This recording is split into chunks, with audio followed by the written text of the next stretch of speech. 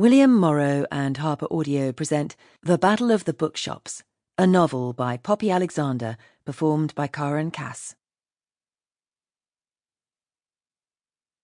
For Caroline and Anthony. Chapter 1. Technically, her boss hadn't sacked her. Saying, "Be back at your desk by 8 o'clock sharp on Monday or don't come back at all," was inches away from "you're fired," so why did Jules's stomach flip over every time she replayed the conversation in her mind? She could see Caroline's blood-red talons tapping impatiently on her vast oak desk, her raised, impeccably shaped eyebrow condemning Jules's request to leave an hour early on Friday to the category of heinous crimes equivalent to genocide. Fine, maybe not genocide, but it was definitely on a par with daring to deliver an unacceptably lukewarm flat white to Caroline's office first thing in the morning, even if it was because she had picked up Caroline's dry cleaning on the way.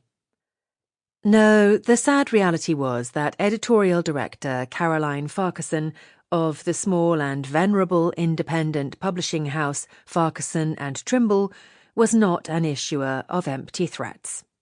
There would be a queue of eager hopefuls keen to step into Jules's shoes if she dared to do just one more thing to disappoint her exacting employer. Leaving early on the Friday before the London Book Fair was pretty disappointing. Jules saw that.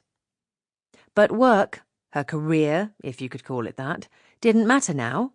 What mattered was making it onto the last train of the day, out of Paddington, toward the little Devon seaside town of Portneath.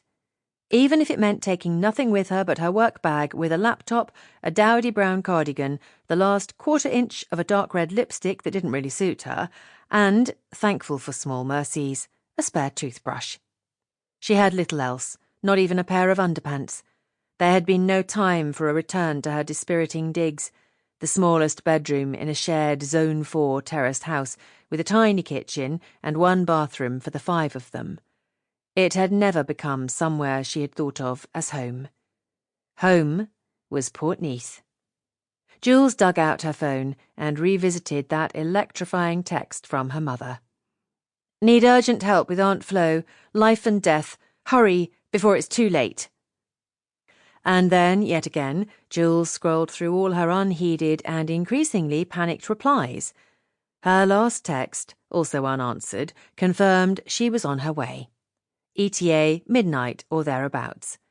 Clearly her mother had lost her phone or turned it off, or, horrifying thought, was so embroiled in her darling Aunt Flo's final moments she had left it in some Devonshire ambulance.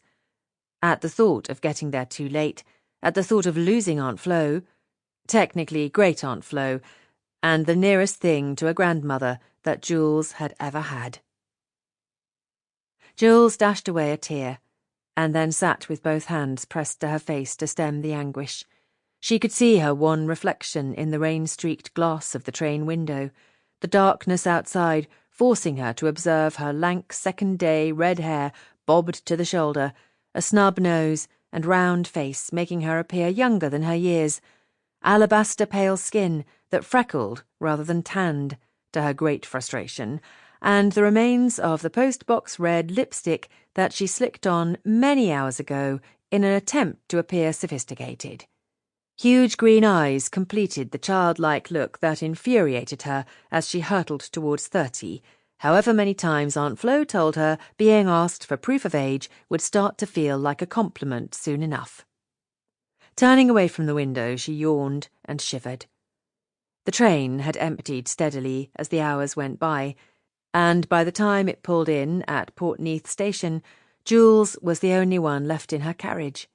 She stepped down onto the platform, stiff as an old lady, shuffling along to the exit behind a single figure, a tall, broad-shouldered, raven-haired man with an easy, loping walk that was indefinably familiar. By the time Jules had persuaded the automatic barrier to accept her ticket and spring her reluctantly from the station's grasp, the man was bent over, talking through the open window of the lone cab at the taxi stand of an otherwise deserted station forecourt. Damn! Terry the taxi was her only way home, and now Sample complete. Ready to continue?